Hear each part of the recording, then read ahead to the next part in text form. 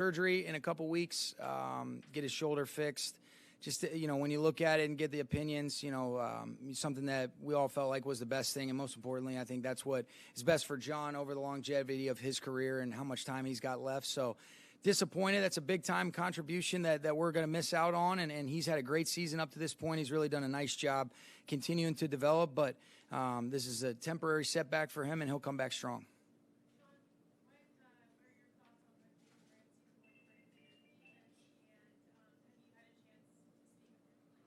Yeah, I spoke with him yesterday. I'm excited to get him out here. He's in the process of finalizing, just getting out here and getting going. So very exciting, thing for us. Obviously, the caliber of player that he is, the competitiveness, the toughness, really all the traits that you look for in a corner. And those are some of the things that are exciting about getting him in here. And, looking forward to really just getting to know the player and figuring out, how he's going to help this football team. Yeah, the goal is to be able to do that, but, we'll be smart about it. But, I think that we would definitely want to have the intent to get him ready to go, and we'll always make smart decisions. But yes, that's the goal, and we'll figure out if that ends up coming to fruition or not. Darius Williams is a guy that we feel really good about. He's had a really good camp, did a lot of good stuff in the preseason, so he will be the next guy up. With Ramsey and Marcus Peters, can you kind of describe what yesterday was for you? You're trying to do X's and O's in football and dealing with personnel, and will you get them, will you not?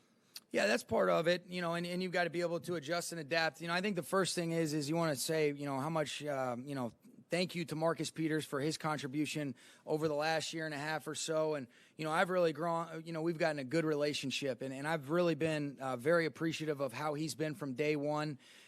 Even just yesterday when he's leaving and going out to Baltimore, I thought it was a great reflection of just, handling things the right way. I wish him nothing but the best, and I'm a big fan of Marcus Peters and very appreciative of what he's done for this team, for me and getting to know him. And, I love him, and I'm looking forward to seeing him continue to succeed for the rest of his career.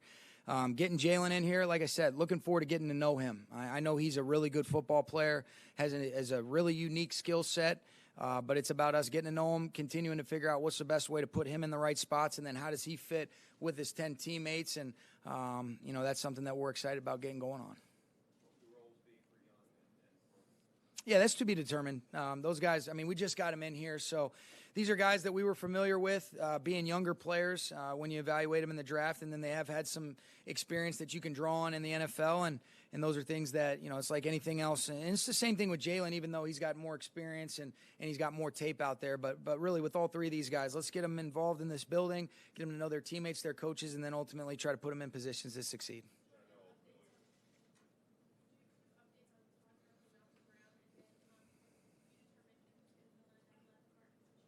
Yeah, so with Todd, he is going to go today. He's going to do some individual things like that. He just took part in a walkthrough, so he's definitely making good progress.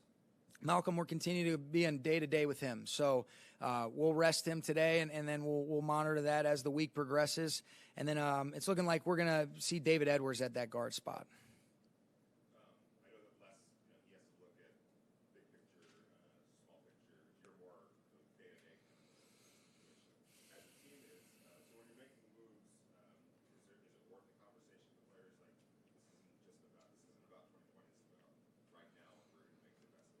Yeah, it's a production business now, while you also want to have a big picture perspective, and that's part of our job. That's part of the role that we have. But you just see how important it is to produce in the present, and that's what we want to be able to do.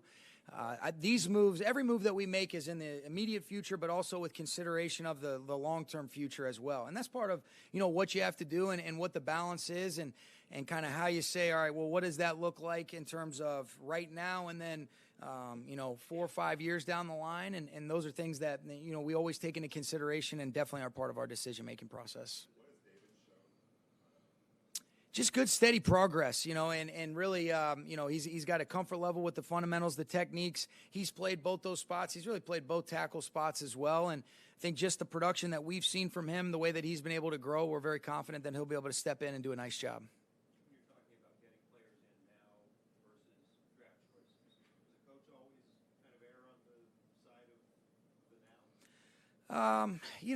I would say this: as you continue to get experience, think you're really kind of, developing your philosophy. You know what a point chart looks like and how that fits and measures up. But I think there is kind of a gut instinct in terms of, all right, would this be something, and there's the money element as well that comes into play with the salary cap and different things like that. And that's why we're so fortunate to have Mr. Kroenke be so committed to, giving us the resources necessary and so appreciative of his leadership and guidance that he provides. But all those things do come into play.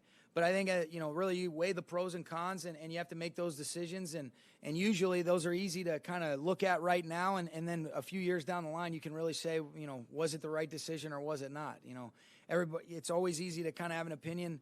But then when you look back on it after the fact and you really get a chance to evaluate the player, the way that player fit in to the team and did it work out over the longevity, considering the fact of what you gave up, I think that's when, you can really truly evaluate it. But we feel good about it. We wouldn't have done anything that we didn't feel good about and didn't think that was in the best interest of the team. With Jalen, do you have any concerns of showing up in an armored truck and some of the incidents that happened this season with him? Do you have any concerns about his ability to fit in? No, because I think you want guys with some swag, some personality, different things like that. And as long as those guys love football, they love competing every single day, I think usually this is a building that I think will suit him well. And, we always do our due diligence in terms of the people that we value and trust that have been around him. And those are the things that have been consistent with what we've heard. You get really good reviews back on him. We've got a couple guys on this team that have played with him that speak very highly of him. So when you do all those things, I think you feel confident to be able to make decisions that, are really from educated opinions as opposed to sometimes what the perception can be where they really know the human being day in and day out.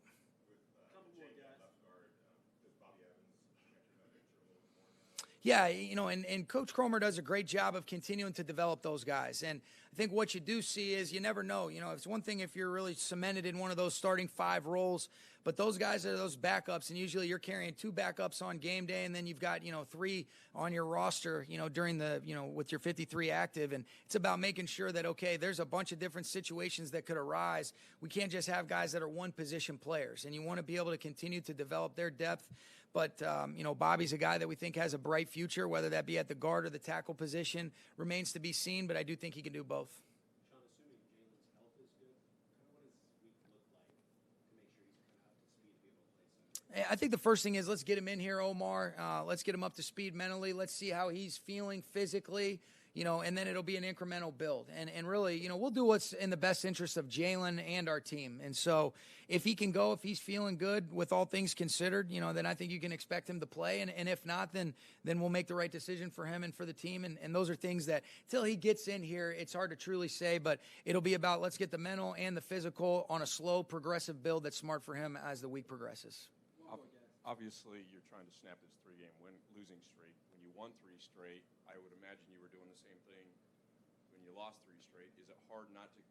You're always looking within to say, hey, we got to do something different, or do you do something different? I think in a lot of instances, you try to keep consistent with whatever the result is. Let's still look back on what are the things within each individual's role that we can all do better. And I know that there's an added sense of urgency, when you don't get the result that you want, but you try to be consistent with that. That's the thing that you love so much is that whether you won or whether you lost, you go back to work and you got another game to prepare for. And I think that's what helps you bounce back. And then that's where you can't dwell on if you do have success too long, because then the next week catches up to you and you're not ready to go. So I would say, I know for me, and I think a lot of our players and coaches would agree, the exciting thing is you can't look back on what occurred already. There's nothing we can do about it, but I'm excited about the opportunity we have against the Falcons in Atlanta this Sunday.